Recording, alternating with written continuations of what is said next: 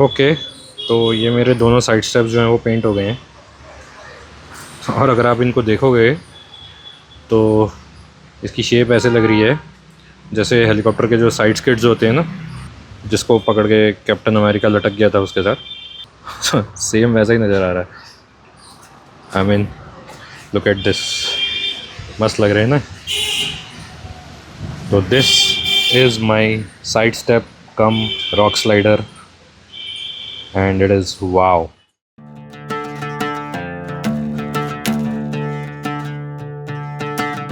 Hello, hey guys, this is Ashish and welcome back to the channel. Hope you guys are doing fine. तो पिछले 3-4 हफ्ते से मैं गायब था, मैंने कोई भी वीडियो नहीं अपलोड किया। The reason being I was busy with another modification in my car, जिसकी वजह से पिछले 3-4 वीकेंड से मैं अपनी गाड़ी के नीचे घुसा हुआ था। मेरी गाड़ी जो थी जैक स्टैंड्स पे खड़ी थी और मैं उसके नीचे। तो welcome back to another modification video of this car. Simple सा मॉडिफिकेशन है, बट आई थॉट कि आप लोगों के साथ शेयर करना चाहिए। And yes, before we begin, don't forget to like, share, subscribe and follow us on Instagram at Ashish Bhat Adventures. तो basically if you guys are interested तो this video can give you an idea कि आप अपनी गाड़ी के लिए rock sliders कैसे बना सकते हो। स्कॉर्पियो एन जो है बाय डिफ़ॉल्ट जो कंपनी से आती है, इसके अंदर साइड स्टेप्स लगे हुए होते हैं। साइड स्टेप्स कह लो या फुट स्टेप कह लो, कुछ भी कह लो आप, वो लग के आते हैं इसके साथ। प्रॉब्लम इसकी वो आते हैं एल्यूमिनियम के, मतलब आप उसके ऊपर स्टेप रख के चढ़ सकते हो, बट अगर कोई इम्पैक्ट होता है या कुछ होता है तो दे इजीली गेट डैमेज्ड। दूसरी चीज़ ये है कि जो साइड स्टेप्स होते हैं या फुट स्टेप्स जो होते हैं गाड़ी के, वो लगे होते हैं बॉडी के साथ। स्कॉर्पियो एन का design is ladder on frame chassis. Chassis जो है वो अलग है, उसके ऊपर बॉडी अलग से बोल्टेड होती है। तो जो फुट स्टेप्स लगे होते हैं वो बॉडी के साथ लगे हुए होते हैं। तो बेसिकली अगर नीचे से कोई इम्पैक्ट लगता है, आई मीन कोई पत्थर के ऊपर से अगर आप ऑफ रोड करते हुए निकलते हो, जैसे कि मैं कभी कभी ये हरकतें कर लेता हूँ, तो उस वजह से ये होता है कि नीचे से अगर कोई पत्थर टकराता है गाड़ी के साथ, तो साइड स्टेप्स जो हैं along with your body can easily get damaged. उनकी प्रोटेक्शन के लिए देयर इज़ अ वे, एक तरीका होता है, you can use rock sliders. Rock sliders are basically थोड़े सॉलिड लोहे की बीम्स होती हैं जिनको आप यूज़ कर सकते हो एज एट साइड स्टेप और foot step. Along with it can save your body from damage. गाड़ी की जो अंडर बॉडी है उसको थोड़ा सा प्रोटेक्शन मिल जाता है रॉक स्लाइडर्स की वजह से, बिकॉज रॉक स्लाइडर्स बॉडी पे नहीं लगते, रॉक स्लाइडर्स डायरेक्टली चेजी पे लगते हैं। गाड़ी की चेजी जो होती है उसके साथ डायरेक्टली लग सकते हैं। प्रॉब्लम इज दैट चेजी के साथ कोई भी मैं मॉडिफिकेशन नहीं करना चाहता था, ना कोई होल ड्रिल करना चाहता था, ना मैं कोई उसके साथ वेल्डिंग करना चाहता था। तो given that kind of complication, मेरे पास लिमिटेड ऑप्शंस थी कि मैं रॉक स्लाइडर स्कॉर्पियो के साथ कैसे इंस्टॉल करूं, और बाजार से खरीद के लगाना तो मेरी शान के खिलाफ है, तो that was out of the question. तो इसीलिए मैंने पहले जो है गाड़ी को जैक पे चढ़ाया, उसकी पूरी अंडर बॉडी को असेस किया कि नीचे है क्या एग्जैक्टली, क्या चीज़ें हैं जो मैं यूज़ कर सकता हूँ, क्या चीज़ें हैं जो मैं मतलब मेरे लिए प्रॉब्लम क्रिएट कर सकती है, जैसे ब्रेक लाइंस है या डीजल की लाइन है। तो चलो पहले मैं आपको दिखाता हूँ कि नीचे क्या है। बेसिकली 2 बीम्स हैं जो चलती हैं गाड़ी के नीचे। ये दोनों बीम्स के ऊपर जो है आपका पूरा गाड़ी का वेट माउंट होता है। जो पैसेंजर साइड वाली बीम है उसके साथ आपको जो है ब्रेक लाइंस जुड़ी हुई मिलेंगी गाड़ी की। जो ड्राइवर साइड की जो बीम है कंपैरेटिवली खाली है, उसमें मतलब ऐसा कोई ब्रेक लाइंस वगैरह नहीं लगी हुई हैं। तो जो मेन प्रॉब्लम है वो आपका पैसेंजर साइड वाली बीम के साथ आती है। नाउ द थिंग इज कि मुझे गाड़ी के साथ कोई भी वेल्डिंग नहीं करनी थी, होल्स में नए ड्रिल नहीं करना चाहता था। गाड़ी की चेजी के अंदर जो है कुछ प्री ड्रिल्ड होल्स होते हैं जो शुरू से बने होते हैं उसके अंदर। इनका अलग अलग फंक्शन होते हैं। कुछ होल्स जो होते हैं वो वेंटिलेशन और ड्रेनेज के लिए बने होते हैं, गाड़ी को थोड़ा फ्लेक्सिबिलिटी देने के लिए बने होते हैं चेजी को। कुछ होल्स इसलिए बने होते हैं ताकि मैन्युफैक्चरिंग प्रोसेस के टाइम पे आप उसको, जो जिग होती है जिसके ऊपर सारी असेंबली वगैरह होती है, उसके ऊपर आप उसको फिट करके रख सको। मतलब एज सच ये होल्स जो होते हैं एग्जिस्टिंग होते हैं। तो उसमें से कुछ होल्स को यूज़ करके मैंने ये रॉक स्लाइडर इसमें गाड़ी में अटैच करने का सोचा, because there was no easy way to clamp it. जो पैसेंजर साइड का जो चेजी का जो बीम है उसमें ऊपर और नीचे बिल्कुल भी एक्सेस नहीं था, साइड पे बिल्कुल भी एक्सेस नहीं था, बिकॉज ऑफ डीजल टैंक। वहाँ पे बिल्कुल एक्सेस नहीं था कि मैं अक्रॉस द फ्रेम 2 पत्तियाँ लगा के उसको नट बोल्ट से टाइट कर सकूँ, जैसा कि मैंने पहले सोचा था। बट वो मैं नहीं कर सकता था बिकॉज जगह नहीं थी।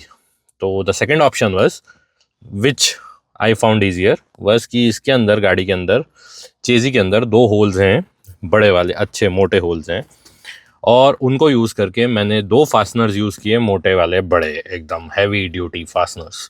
उनको यूज़ करके आई थॉट कि मैं इन्हें यूज़ करके रॉक स्लाइडर्स को जो है चेजी के साथ बोल्ट करूँगा।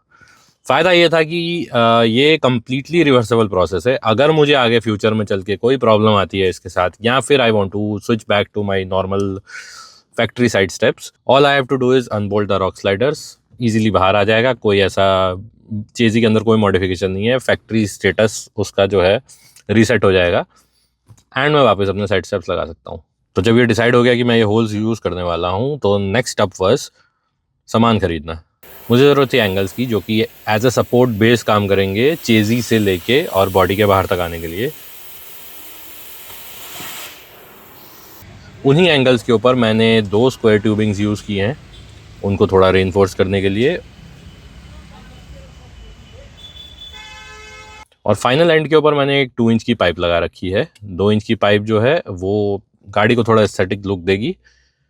मतलब उसको बेंड करने का भी तरीका मैंने किया है कुछ, बिकॉज मेरे पास कोई पाइप बेंडिंग मशीन नहीं थी, तो जो कुछ था बस वेल्डिंग और कटिंग की वजह से किया था। तो चलो मैं आपको वो सारा प्रोसेस दिखाता हूँ एक बार। बेसिकली पहले मैंने मटेरियल खरीदा मार्केट से, कटवा कटू के लेके आया जैसे तैसे गाड़ी में लाद के।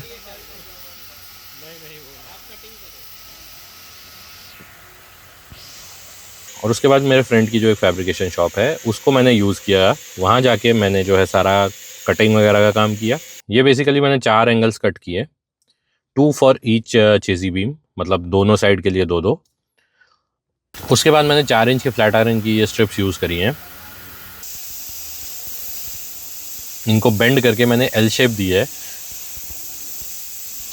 तो ये 4 strips, passenger back, passenger front, driver back,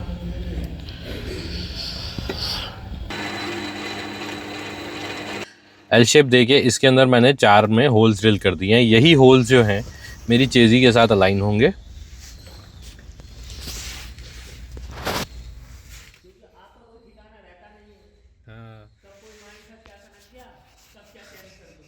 जिनको मैं फास्टनर्स के साथ माउंट कर दूंगा।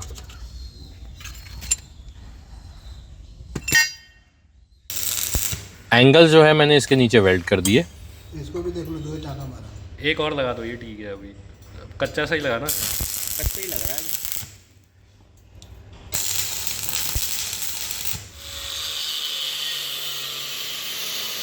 आउटर मोस्ट लेयर के लिए मैं ये जीआई की पाइप यूज़ करने जा रहा हूँ। This is very heavy. ये वाला निकला रहेगा। हाँ वो मैं काट दूंगा ना, एक्स्ट्रा कोई फर्क काटने नहीं क्या जरूरत है वहाँ पड़ता। वो वैसे उधर से बराबर कर दूंगा, कोई दिक्कत नहीं। तो इसको बेंड करने के लिए मैंने पहले इसे काट के एक एंगल के ऊपर इसे बेंड किया, और उसके बाद जो है इसको वेल्ड कर दिया। वेल्डिंग करने से ये एक एंगल के ऊपर बेंड होके इसकी शेप ऐसी बन गई है जैसे बो होता है कॉर्नर से, और somehow it is almost in the shape of my original company side step. देखने में भी अच्छा लग रहा था एंड इट वॉज डन। बहुत अंदर है, वो सपोर्टर लगा दो प्लेट के लिए। प्रॉब्लम ये थी कि चेज़ी के साथ लगा के और इसको प्रॉपर नापने का कुछ भी हिसाब मैं नहीं कर पा रहा था। मैंने जितनी कोशिश करी सब गड़बड़ हो रही थी, कैलकुलेशंस वगैरह नहीं हो पा रही थी। तो फाइनल जो मेरा तरीका बचा हुआ था मेरे पास वो ये था कि मैंने इनको जो बीम्स हैं इनको बोल्ट किया गाड़ी के साथ, पाइप को जो है बीम्स के ऊपर रख के वहीं की वहीं वेल्ड कर दिया। गाड़ी को मैंने जैसे तैसे बचा के रखा हुआ था, गीला कपड़ा रख के, कि वेल्डिंग के मार्क्स गाड़ी के ऊपर ना पड़े। बट एक कच्चा टांका लगा के I got a basic shape कि मुझे यहाँ पे जो है इसे पक्का करना है। इनको बीम्स को खोल के बाहर निकाल के फिर प्रॉपर वेल्डिंग करके सारा कुछ जो है मैंने फिट किया, और कुछ कुछ ये इस शेप में बन गया।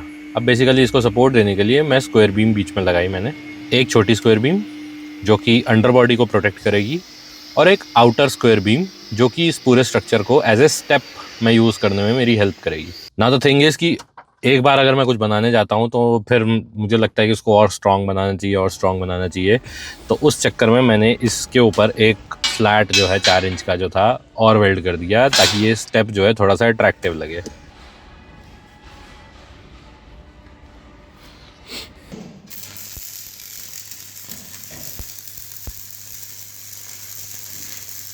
प्रॉब्लम ये हो गई थी फ्लैट वेल्ड करने के बाद दिस एंटायर साइड स्टेप और rock slider became very heavy. ये ऑलमोस्ट 20 kg प्लस का बन गया, जो कि मैं नहीं चाहता था। My target was around 14-15 kg पर साइड। उससे ज़्यादा हैवी मुझे नहीं रखना था, वरना गाड़ी में अननेसेसरी वेट ऐड होता। तो ये एडिशनल दोनों स्टेप्स का मिला के जो 10 kg का वेट था ये मुझे कम करना था।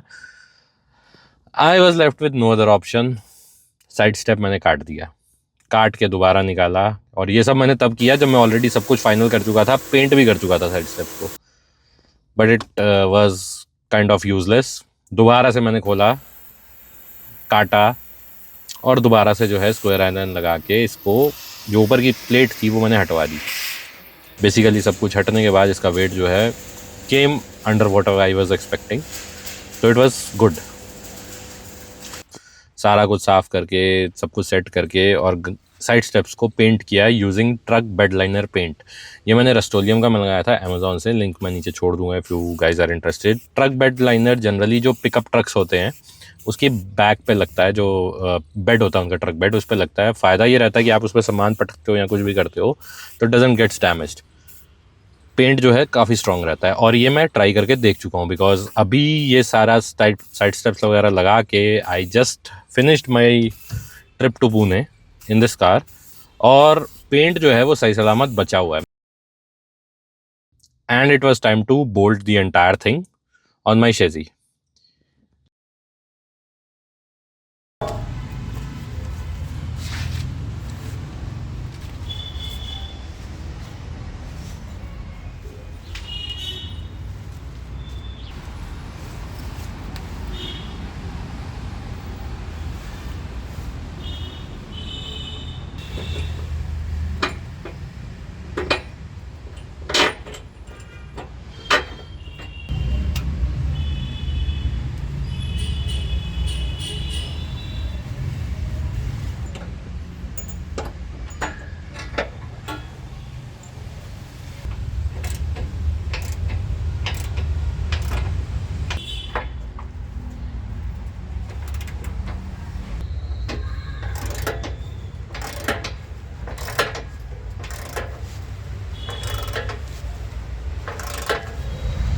तो इधर जो है मैंने बोल्ट कर दिया है, सक्सेसफुली बोल्टेड ये वाला पार्ट, और साथ ही साथ ये जो है कहाँ गया,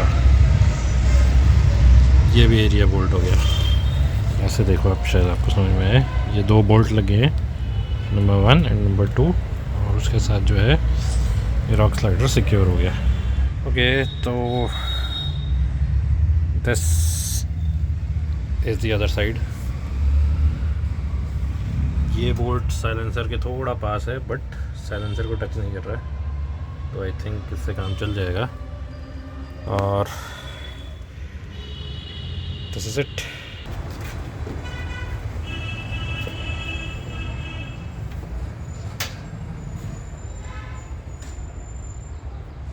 दो एंगल लगाए हैं मैंने, दोनों जो साइड स्टेप्स हैं उसके बीच में अक्रॉस। बेनिफिट ये रहेगा कि वो एक दूसरे को कॉम्प्लीमेंट करेंगे, एक दूसरे को सपोर्ट करेंगे। अगर एक पे ज़्यादा प्रेशर आता है तो दूसरा वाला उसको पकड़ के रखेगा, जो फ्लेक्सिबिलिटी है वो भी मेंटेन रहेगी, और साथ ही साथ आपका स्ट्रेंथ भी रहेगी। तो this is how the entire thing is setup.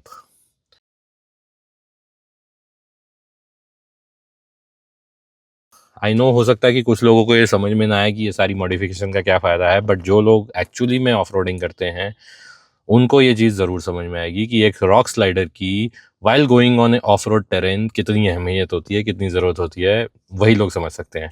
तो if you guys are interested, तो this is how I made my rock sliders. तो अभी जैसे मैंने बताया, एक महाराष्ट्र का जो है पूरा ट्रिप जो है हम लोग कंप्लीट करके आए हैं, और ये साइड स्टेप साथ में लगे रहे हैं while driving eight almost 120 kilometres per hour, जो कि एक्सप्रेसवे की जो लिमिट है। तो कोई दिक्कत नहीं है, कोई नॉइज़ नहीं, कोई साउंड नहीं, कोई गाड़ी के अंदर कोई वॉबलिंग या किसी टाइप की कोई प्रॉब्लम नहीं आई थी।